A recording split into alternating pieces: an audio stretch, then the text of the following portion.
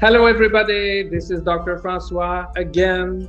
And today I'm very happy to have a special guest. We have Dr. Louis Mehl-Madrona that is in United States. And Dr. Madrona is someone very special because he's so many things. He is an author, he is a medical doctor. He's a certified psychiatric doctor, geriatric doctor, family medicine doctor.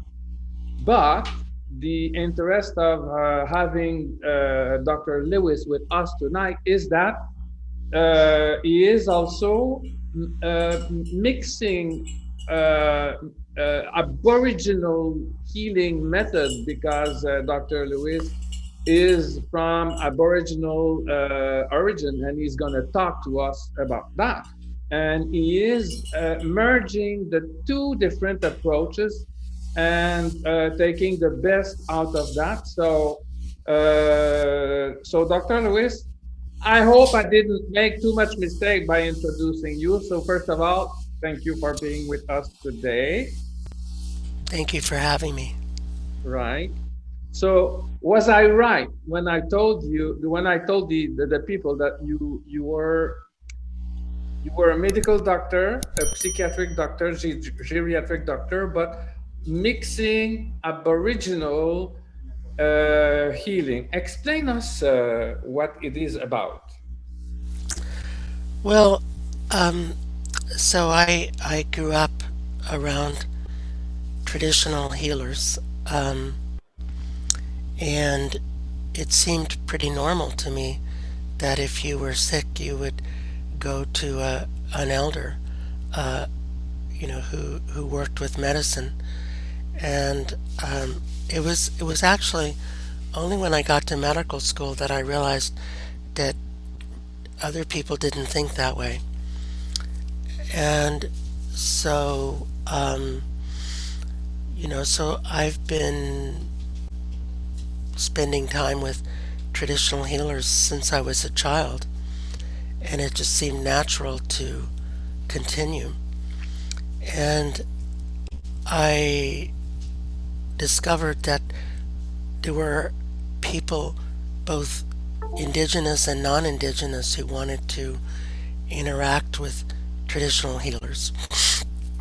And so I started working to prepare them for that interaction because it's hard for someone who's maybe raised in the city, even though of indigenous origins, or someone of non-indigenous origins, to just go into a community and work with a healer. You need education and preparation. Oh, So I started doing that, and then taking people um, to see healers whom I knew. And one day, um, a woman came to see me who had arthritis, and she said that she believed that if I did a ceremony with her, she would get well. And I said, well, gee, I don't do ceremonies. And she said, well, make an exception, you know, do it. So I called one of the elders to whom I took people, and I said to him, what do I do? And he said, well, stupid, just do the ceremony. And I said, well, how do I do it? He said, well, pretend you're me and do what I would do. And I said, oh, okay. wow. That was when I started um, doing more ceremonial work. And,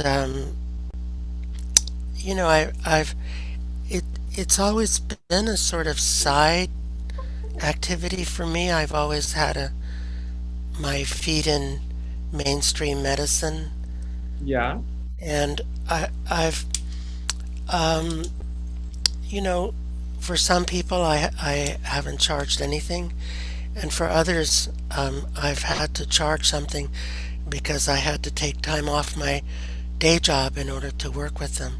But in many respects, I always felt um, somewhat uncomfortable about charging for the medicine. But but it's necessary in this world of having to pay rent and things like that. That Right. um, But so explain me. So, what did you do with that lady exactly? What did you finally do? I'm very curious about that. well, You did the ceremony. um, I did the ceremony. I did, although I I did a whole lot of preparatory work with sort of hands-on body work and guided imagery and just getting her ready for the ceremony. You might call it um, persuasion, in the words Oh, of a new book um, that just came out on psychology and marketing. right. So so I persuaded her, and then we did a ceremony with singing and burning some sage and singing and praying and you know some energy medicine kinds of things with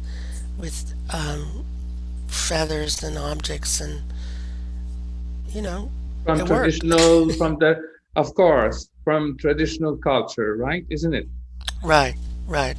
From my mother's side is Cherokee and my father's side is Lakota, and Oh, this was from the Cherokee side because this particular elder with whom I was spending time was Cherokee, and so I just pretended I was him and I did what I'd seen him do with people, and it worked. it I worked. mean, well, and I have to say what he always told me. He said, "Never take credit when the ceremony works."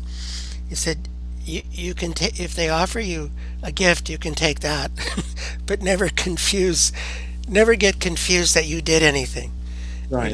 He said, "Really, you're just providing a conduit for the spirits Right. to do their work." Yeah. You Yeah. know, This is like in uh, energy medicine. That's the same thing. hmm You're the conduit. You're the medium, right, right, and it and worked.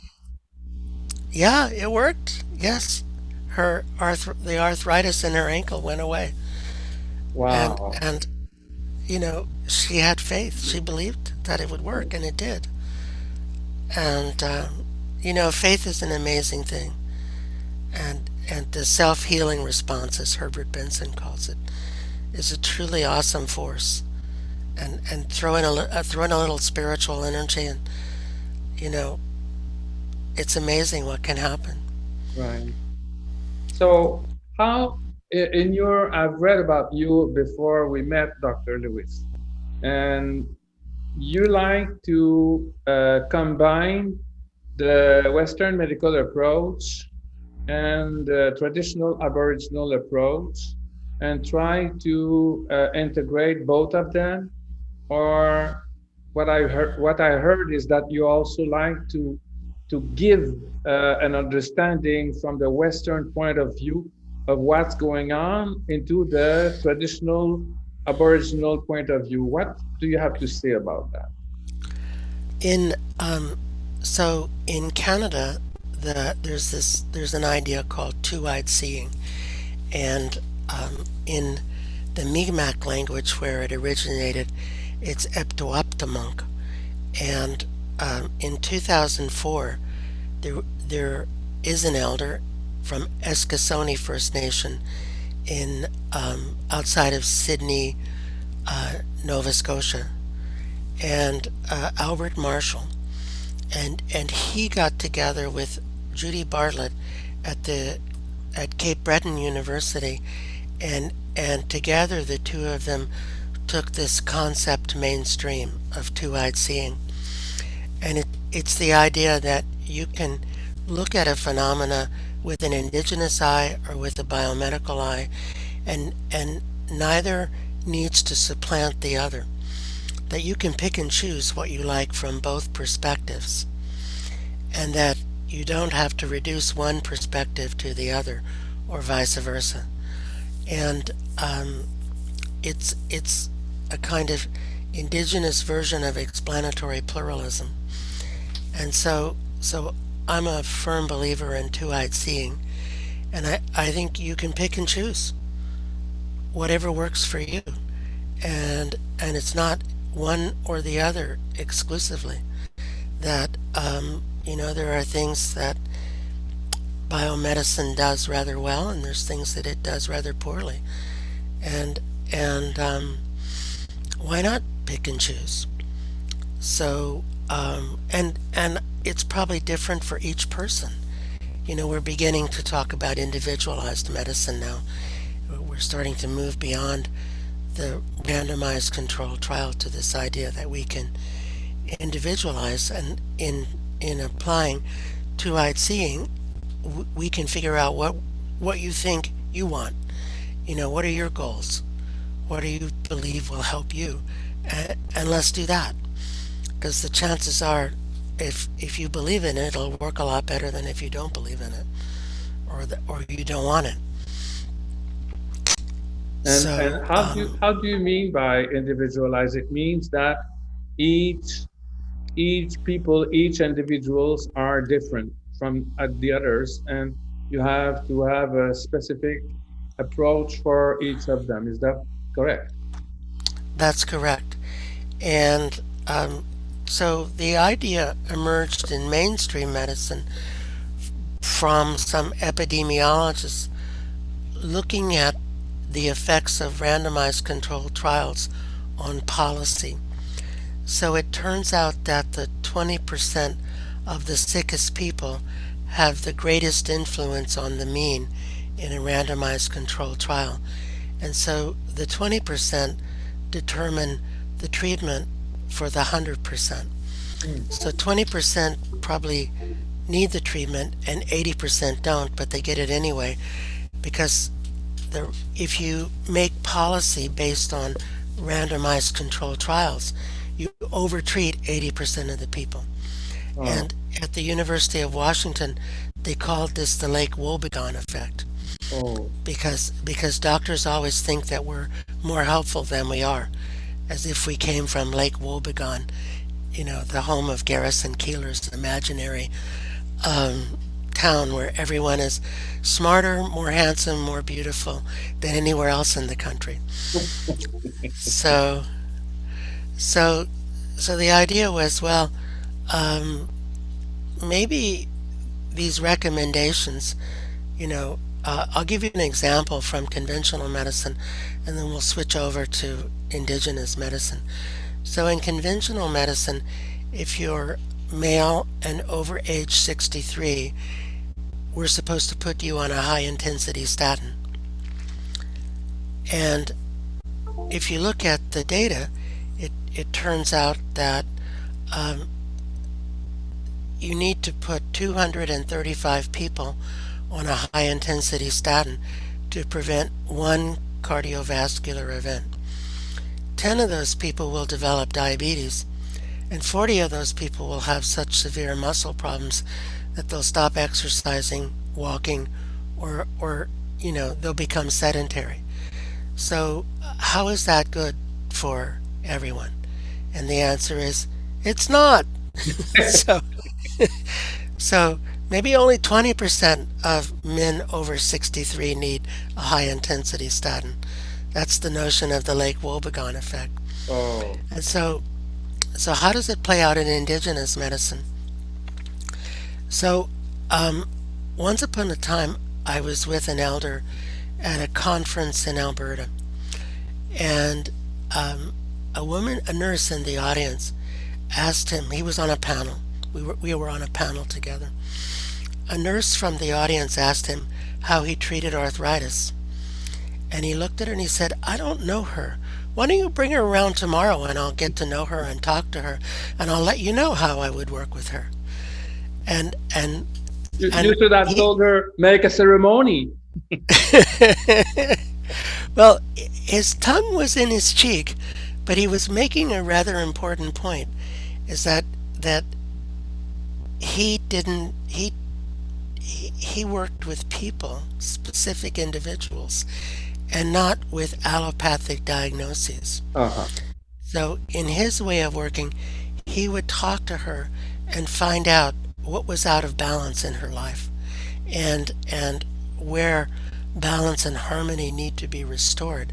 And he would consult with the spirits who advised him, and they would give him ideas, and he would come up with a notion of how he would work with her based on what she told him, what he observed, and what the spirits told him. Mm. And so it didn't really matter what allopathic diagnosis she had to him. What he was going to do wasn't really based on that. And so that's in indigenous individualized medicine. And it's funny, it came up just recently around COVID because some people we know went to um, see an elder that I also know in South Dakota, and they asked him how to prevent COVID, and he gave them this whole list of instructions, including putting yellow prayer ties on their door and a whole bunch of other things, and um, they went away and they did that, and then they told other people, and other people started doing that, and we called him up and we said, "Hey, what do you think? These things that you came up with, they're spreading out here." And he said, "Well, I didn't tell those other people to do that. That was just for those people that came to see me." He said, Uh, "I don't think they'll work for those other people because right. they didn't come to see me and the spirits didn't get to know them and tell me what to tell them." He said, "I don't know that they should do that." Mhm. So there is no standardization of the procedure, right? It Exactly, is exactly. extremely individualized. Something that strikes my mind very much, and I'd like to hear about it. You talked about spirits talking with the elders, and that's very interesting and also exceptional from the mouth of a medical doctor to talk about that approach. Can you develop on that? Because this is very, I believe, in Aboriginal culture, spirit are talking to the elders all the time. So, what is the intervention of the spirit, and who are they? How does the Aboriginal culture define the spirit? I heard about animal spirit. I heard a lot of things about the spirits according to the Aboriginal. What is your point of view, Dr. Lewis? Well, I think fundamentally they're energetic beings, and I suspect they're willing to put on whatever costumes we need them to wear, in terms of our expectations for what they should look like and sound like. Um, and so, for me, I grew up, um, with a grandmother who talked to spirits all the time, and a great grandmother and a grandfather, who did that, and it just seemed normal to me. And when I got to medical school, um, I realized pretty quickly that I shouldn't let on that I talked to spirits and they talked back to me, because I might get sent, to the crazy house. So I learned pretty quickly there's some things you don't say. I didn't know that before I got to medical school. Um, but it just so if you grow up in the indigenous world, it's just normal stuff, and we talk about how, if somebody's been terribly traumatized, they might attract, you know bad spirits or negative spirits or evil spirits, whatever word you want to put on that, negative Around them. energies. Yeah, yeah. But but most of the people I know they're happy with the spirits that talk to them. Usually they give them good advice, and Right. it's always easy for me to know when it's the spirits talking because they're smarter and funnier than I am. So You're quite funny, so they might be very funny. they are very funny. They're very funny. They're making They jokes, have, huh? yeah, they have such a sense of humor. And they like to Yeah, laugh, they like to laugh. and they Yeah, are full of love, full of love. right? Yes, Isn't yes. it? And so they talk to you, of course. They also talk to you, and they told And you what to do yes, in that ceremony, most yeah, probably. they did. They helped me. They It helped me helped pretend you. to they helped me pretend to be my teacher. And it worked. Yeah. And this lady was Yeah. very happy. Yeah. So this Yeah. is very, very strong into Aboriginal culture. Spirit, It talking to is. spirit, asking them what are the spirits are doing for us human beings. What are they? What is their mission? What are they doing for us? Well, in the way I was taught and in the way that I've been told by these spirits that talk to me, um, we're sort of like their pets. You know, they're fond of us, and they want to help us if they can, but there's restrictions and rules about how much they can help us and what they can do, and um, and we're as I understand it, we're free to refuse their help. Right. We're free to do as we wish, Hmm. even if it's destructive to us. We're free to hurt each other, which makes them very sad. Um, Yeah. that it in the way it was explained to me by both elders and spirits that that this is kind of a laboratory where we get to do what we want and and learn about the consequences. And we're spirit beings, come to earth anchored in a physical body, which makes it easy to find us, which is a good thing. And sometimes we bite off more than we can chew. Mm. We take on too much. And I was taught that we should always have compassion for those who are suffering, because if they hadn't took it on, maybe we would have to. And so we have to help them out, because maybe they're like the canaries in the coal mine. They're showing us where the imbalances and disharmonies are in our society. And so it's our duty to help them, you know, Right. as best we So can. does when you're talking to spirit or when they're talking to you, do they give messages for your patient? And are you They telling do. these? They do.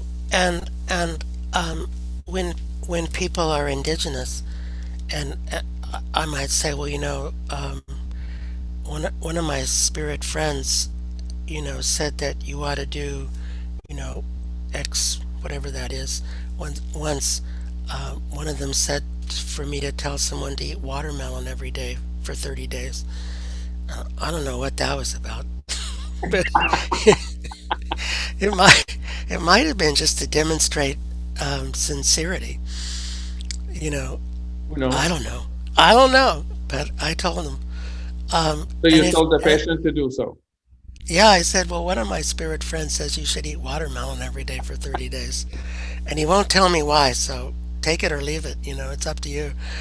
And and if they're not indigenous, then I might say, well, just intuitively, I have this crazy idea, that maybe it would be a good thing for you to, walk every day for 30 minutes or whatever, You turn you it know. out differently.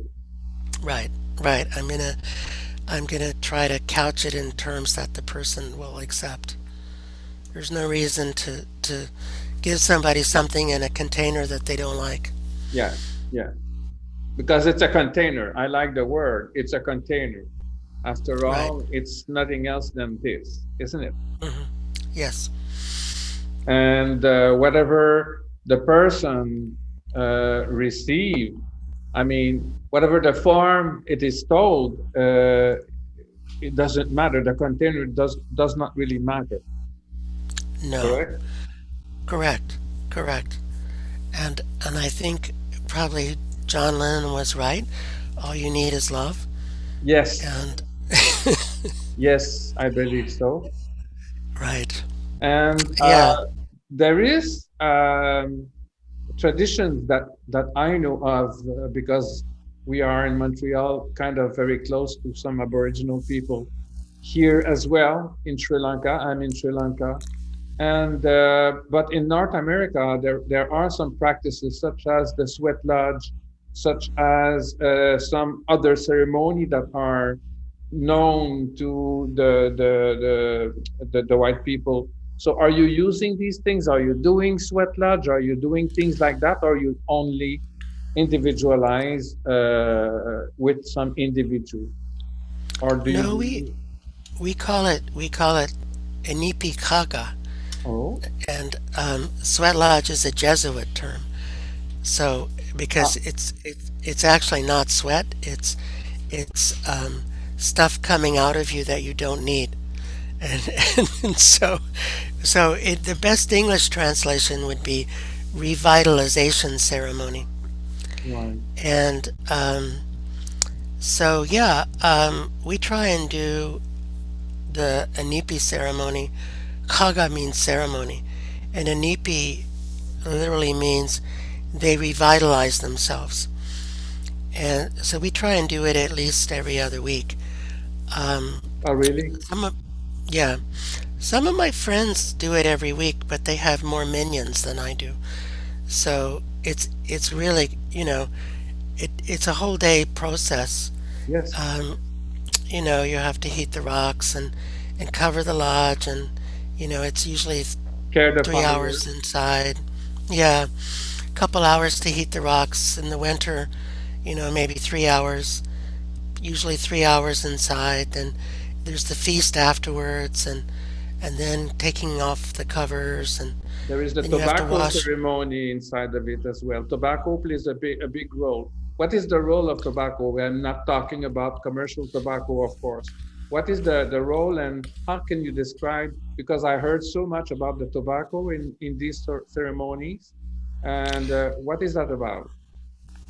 So in the part of the world where I live, which is the home of the Wabanaki Confederation, the five tribes, well, the six tribes being Abenaki, Penobscot, Passamaquoddy, um, Maliseet, and Mi'kmaq. I guess that's five tribes.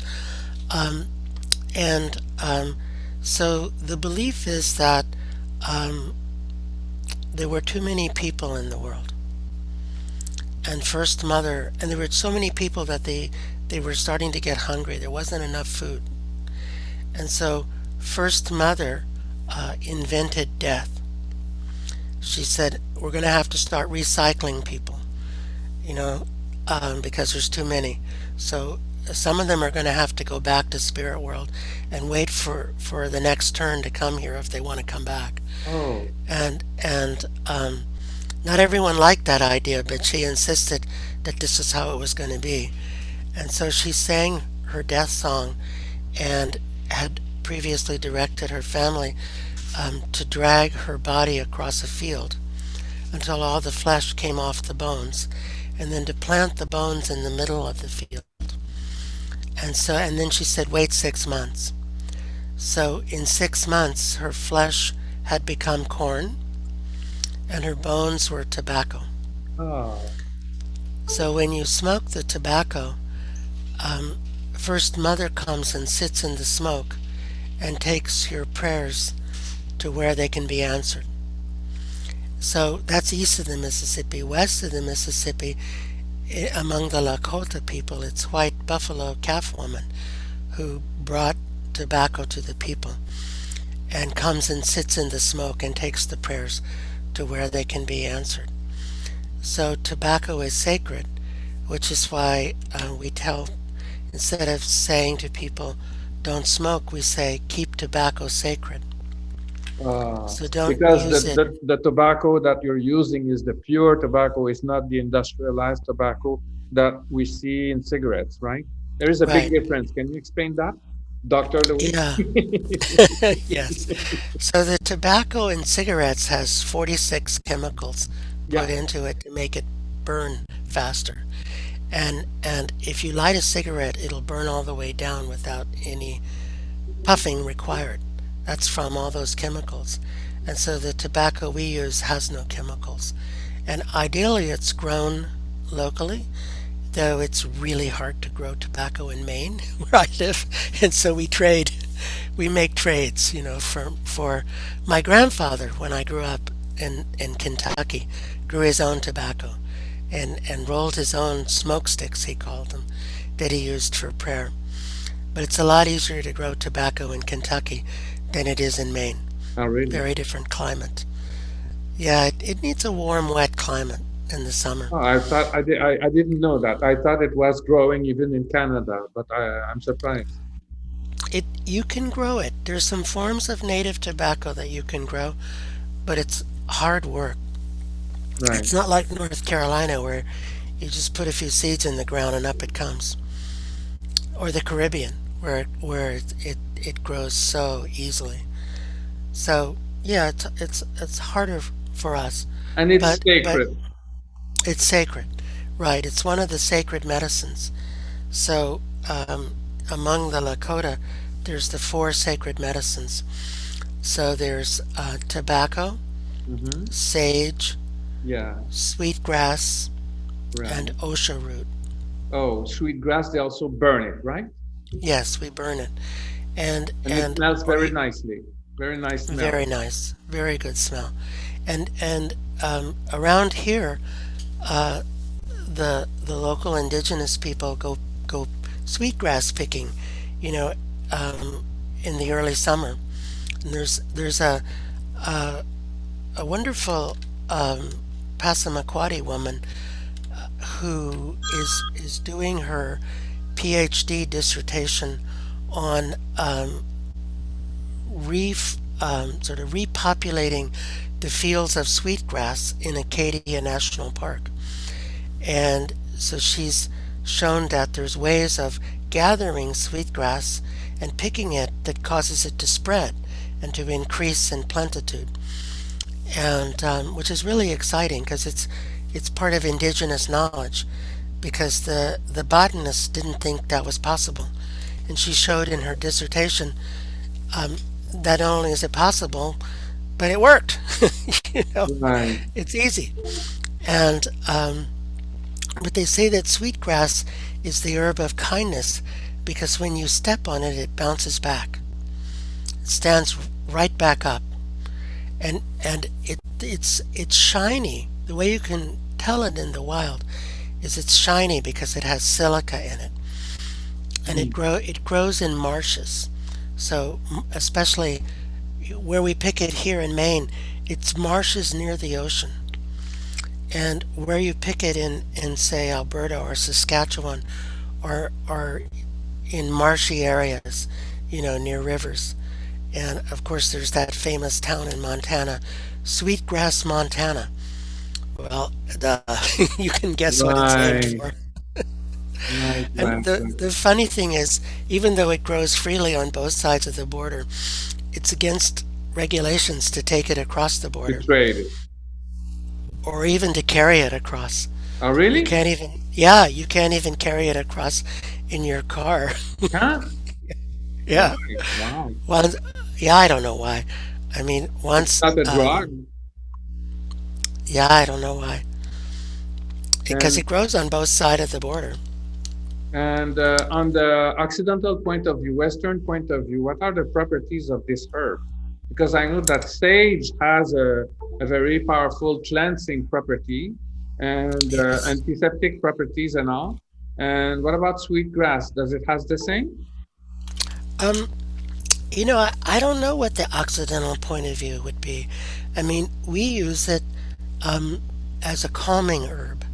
So if you put sweetgrass in the water that you put on the stones in the Anipi ceremony, it quietens people, makes them more calm and more tranquil. And if something has happened that's causing people a lot of anxiety, you know, sweetgrass tea will calm them down, or smelling the sweetgrass, you know, putting it on the rocks and breathing in the aroma. Um, I so only smelled it and it smells so nice. Now that you're talking about it, I smell it and it's very, very, very pleasant smell. But I oh, didn't know that wonderful smell. you can drink it in a tea as well. Yes, you can drink it in a tea as well. It's a calming medicine, kind of a anti-worry medicine. Mild sedative. If we talk in the Western language, we would say that. Yeah. Hmm.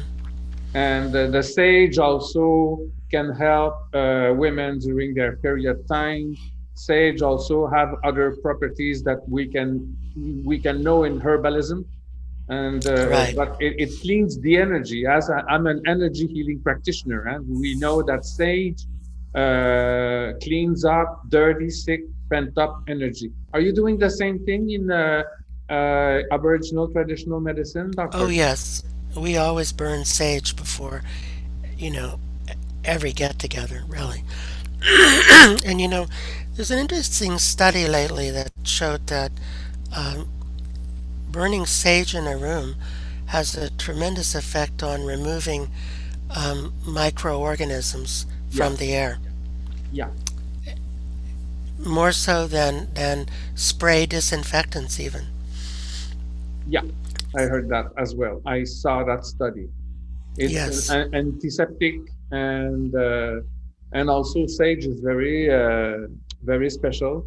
And but not only these herbs, but there is so many other herbs that are used in traditional indigenous medicine. Are you using these herbs? Are you have some knowledge about them? yes. We're and so my wife and I are trying to grow all of our own medicines here on our property. Um, and so far, our big failure has been tobacco, I have to say. Damn. But we've got some sage growing. It's hard in this climate. We used to live about an hour and a half further south, and we had big patches of sage. But just this hour and a half further north makes it more difficult. But we have Yeah. some sage, and we have lots of cedar on our property, which is another medicine. And we don't have sweetgrass because it's not marshy, but Oh, so we have to go elsewhere to pick that. But and one of the medicines that we use a lot, which came from England, but everyone fell in love with it, is lavender. oh, It's not of a course. historically traditional medicine, but everyone, all the native people I know, just fell in love with the lavender. Who don't? And yeah, and so we have some lavender growing, and of course we have the um, golden seal and Queen Anne's lace and um, uh, blocking on the name of there's an herb that treats poison ivy, jewelweed, Oh, and we have a lot of them that we're encouraging um, you know to grow here. Consequently, we don't have a very suburban lawn. And yeah. And there are, you are using them. You are preparing them. You are using them your own composition for your patient. Are yes, you? teas and salves, indeed, and using them in the inipi ceremony in the medicine. So after the second time that the door is open, we bring in medicine to drink for healing. And so we often, we vary the medicine in accordance with who's coming, but often we put chaga in it. Chaga is like indigenous to this part of the world. We collect it off of birch trees on our land, and so we'll put some chaga in it. We might put some sweetgrass, maybe some sage, uh, and then we like to flavor it up with a little sweet water, which we tap our maple and birch trees in the spring, and Wow. we get sweet water from them, and we boil it down just a little bit, not enough to call it syrup, but enough for it to be a little bit sweeter, and we use that in medicine because Wow. it's just full of amazing Yes, um, properties. properties. Yeah. So we use both the sweet water from the maple trees and Wow. also from the birch trees. I didn't know that there was also sweet water from the birch, but I'm from Quebec province, so maple. I was born. Yes, I was born in that tree. you Wow. were. And tell me, Dr. Lewis, about the cardinal points now, because I know that in these ceremonies, the cardinal points play a certain role. And the north is not like the east, and it's not like the south and the west, etc. So, and they are coming in a certain moment during the ceremonies. What are the roles of the cardinal points in these ceremonies? Well, you know, in a sense, you could say that they're powerful symbols of the elements of harmony and balance. And they're also part of the spiritual cosmology. So, so in Lakota, we start in the west, and then we go to the north, the east, and then the south. And so the west um, is associated with the physical body, with courage, with purification of the physical body, health of the physical body, hardworking adults, the autumn, sunset, the bear nation, the color black. Um, and then we go to the north, Mm. which is in Lakota the color red, in Cree and in Maine, the locals in Maine, it's the color white.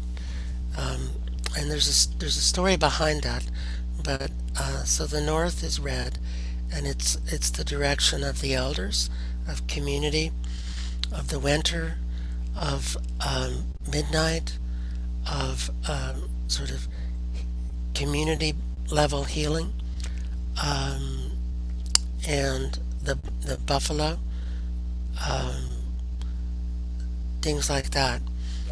And and then we go to the east, which is the color yellow, and it's where the sun rises, and it's associated with the dawn and the springtime, and it's associated with the large birds of prey, the eagle especially, um, and it's the place where we go for good guidance and direction, and it's associated with infants and young children, and they say that the soul enters in the east and walks around from the south to the west to the north, and then in death exits through the east, and then walks across the sky for 4 days, and then departs this world on the fourth day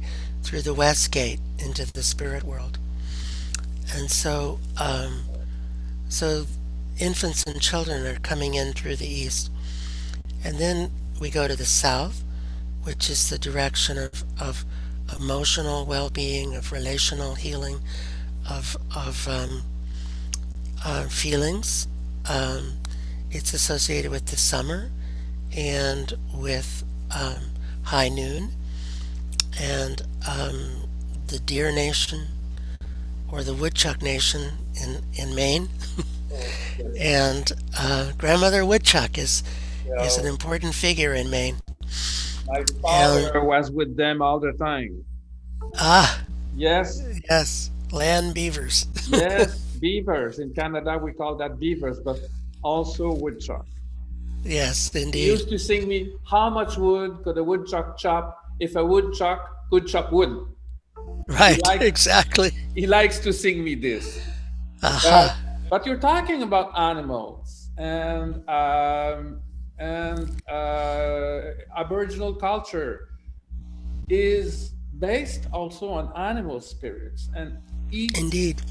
and animals are coming to us as spirit and it delivers some different messages. What is the difference between animal spirits and other spirits in your point of view? Well, not really any. I mean, they're just, you know, um, they're sort of seen as people in fur coats, or people, wearing different kinds of coats, different kinds of clothing, and and it's generally accepted that if you want to come back as an animal, you could, Oh, or an animal might come back as a human. There's not in the North American cosmology. There's not a hierarchy. yeah, I know in some Buddhist cultures there's a hierarchy where there is. you're trying to escape the wheel of karma. But we don't really have a wheel of karma in North America. Everyone's sort of on the same level playing field, animals and people.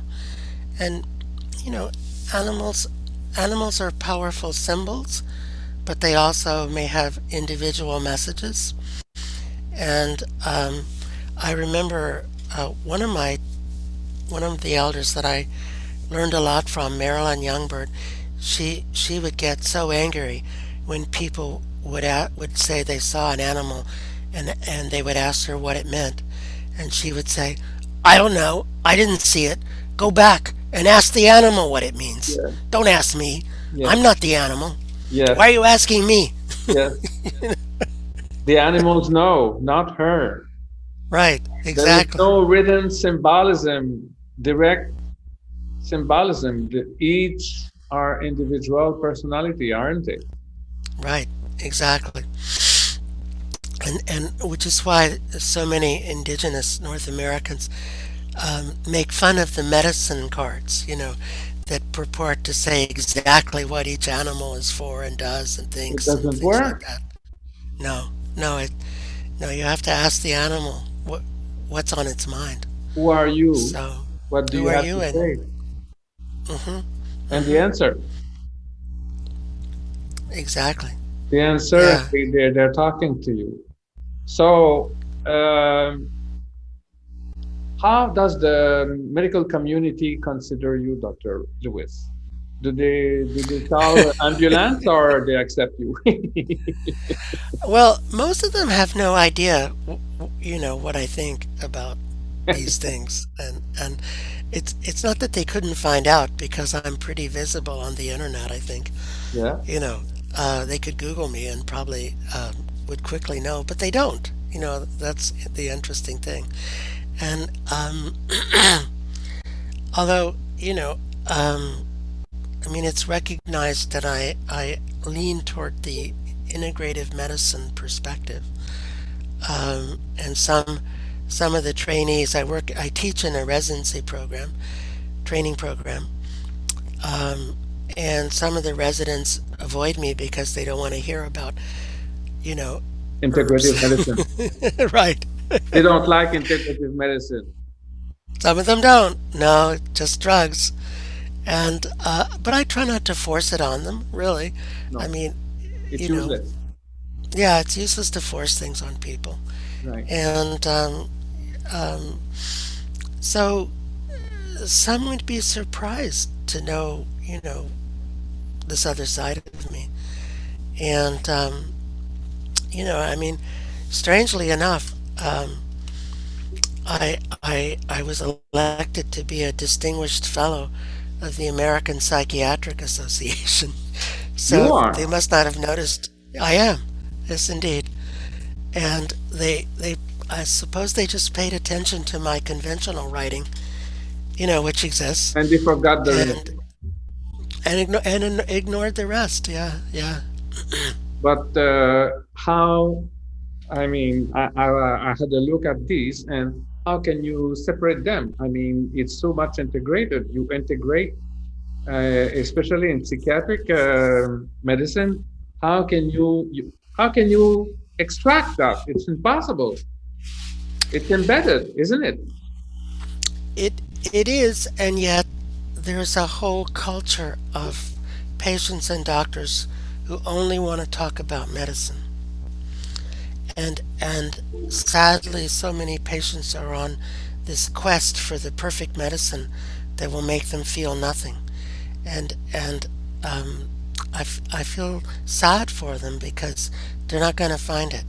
And yet, if I try and tell them that, they'll get very angry with me. Mm. And so, if they come to see me and they want to switch to some other medicine, well, I'll say, okay, we could try that. You can try that. But you really ought to pay attention to some of these other things also. And they might say, no, that's not important. I just need to be on the right medicine. And I won't fight with them, you No. know, because it's pointless. Yes. And um, and I try not to fight with my colleagues who think it's all about medicine, because it's pointless to fight with them also. Um, But there is also a large community of integrative doctors. It exists, it right? exists. It exists exactly. And luckily we have someone to talk to. And we can go to conferences and talk to each other, Yes, yes, yes, yes. which is good, you know. And I do think it's sad that the integrative world is so separate from the mainstream world. Hmm. And that may not be the case everywhere, but it's certainly the case um, here in Maine. Though there's a kind of bridge through the osteopaths, or at least the osteopaths who still do the manipulative medicine. Yeah. They're much more open to thinking integrative, and to thinking about energy. And But yet I they are still doing something manipulative. Not all of them, because osteopathic is kind of very manipulative and anatomy based, which is not bad actually. It's very interesting. But at the same time, some of them are very strict to the anatomy because they were taught like that, right?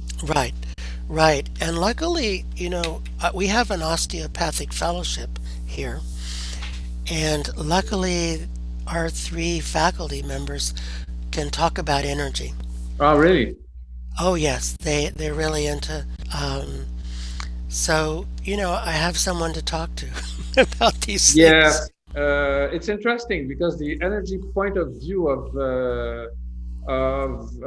my school of thought, I was teach with the Oriental. Yet I'm an Occidental. I come from Canada. I live in Sri Lanka, in Asia, and it is based on the yogic culture and pranic healing and we talk about the chakra, we talk about the aura, but I believe that there is a proper language as well in the native energy medicine.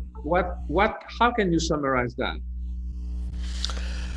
Well, so we talk about energy, and I I don't know of anything like the chakras, but I do know that among the Cherokee, the energy meridians were recognized, and there are drawings of the energy meridians, the same ones as in Asia, Right, from pre-contact with Asians. right. So it existed, and one fellow I know, Luke Luke Chan, who's a qigong master, Yeah. said, "Well, if you sit with the body long enough, you'll discover all the points and meridians." so Right. so I suspect that's true. That if you're just open to the body and to energy, you can find the points and you can find the meridians, Yes. and probably you can find the chakras. Yes. I mean, I certainly see traditional in North American indigenous healers working in the areas of the body Where the that chakra are. correspond to the chakras. Yes, indeed. I was And told that they call some of the Aboriginal people call them the wheels of power. Have you heard of that? I've heard of that, but more from Central America, Oh, though I don't know every culture. Right. in North America by far. I No. mean, the three that I know the best are the Cherokee, the Wabanaki, and the Lakota, Oh, by virtue of upbringing and where I live. which are your roots? Right, right. But I know that there's a lot of cultures and there's a lot of teachings. Right. And so, But um, which are similar and that have their differences as well.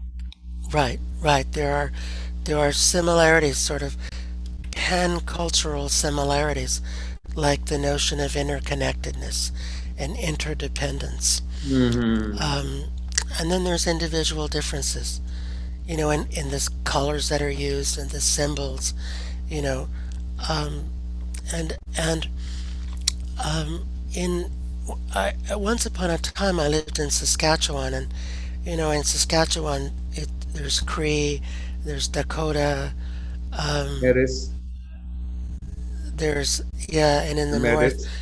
Dene and Métis, right? Um, and and so I knew these two guys who were best friends, and one was Dakota and one was Cree, and so we were in a they were speaking at a class that I was teaching, and so someone in the class said, um, "What's the right way to do a swelage?" Was how they said it in the class, and they said Like the right me. way is the yeah, and they both said, "Well, the right way is the way it's done in the place where it's done," and And so the student said, "What do you mean?" And the Cree guy said, "Well, when I go to Joe's ceremony, we do it his way, and when he comes to my ceremony, we do it my way." He said, "And that's how we do it." It's like your ceremony, your first ceremony, isn't it? Yes, yes, Wow. yeah. Dr. Lewis, who was your main source of inspiration when you started to be a healer doctor? Who gave you the idea to do that? Um, well, my great grandmother was a traditional healer, Ah, um, and my grandmother was a storyteller. Um, and I think I wanted to go to medical school because I thought I would learn healing. And the day that I figured out that there wasn't a course in healing and I wasn't going to learn about healing, um, I ran over to the Stanford Indian Center, and Henrietta Blue Eyes was at the desk. And I ran up to her desk and I said, "Henrietta, I need an elder." And she said, "What tribe?" And I said, "Cherokee." And she said, "I got two." And she looked in that ancient archaic artifact called a Rolodex, and um, she pulled out two names, gave them to me, and by the next weekend I was in Northern California hanging out with one of those guys. Gidla was the name of the closer fellow, and Grandfather Roberts was the name of the fellow who was further away. And I think I was influenced by a lot of different elders when I lived in Tucson, Arizona, and I spent a lot of time with a woman named Marilyn Youngbird, who is just an amazing woman. Um, and I spent time with some Cherokee bodywork people, and who did the Cherokee hands-on healing, and in both Oakland, California when I lived there, and in Tucson when I lived there. mm, And I've just always tried to hang out with traditional healers. I was fortunate enough to meet Frank Foolscrow, which was a mm. great honor, to get to sit with him. And that was through one of the teachers, um, Sonny Richards, whom I spent a lot of time with, who was a Lakota fellow, and also Joe Tioni, who was Joe is uh, part Lakota, part Shoshone, and lived on the Cheyenne River Reservation in So South Dakota. these are the healer part of you. These are your teacher. These are the ones that teach you the non-medical approach. But Right. you still integrate both sides, right? You still like to do the integration of both sides, huh? Yeah, I think both have value. You know, there's I think that conventional medicine falls short without spirituality, and without a consideration of relationships and environment, that a purely biomedical approach is quite limited, though it does work for some things like hip replacement. That seems to be a pretty good thing. Um, and Wet blood won't do anything for that, right? Probably not.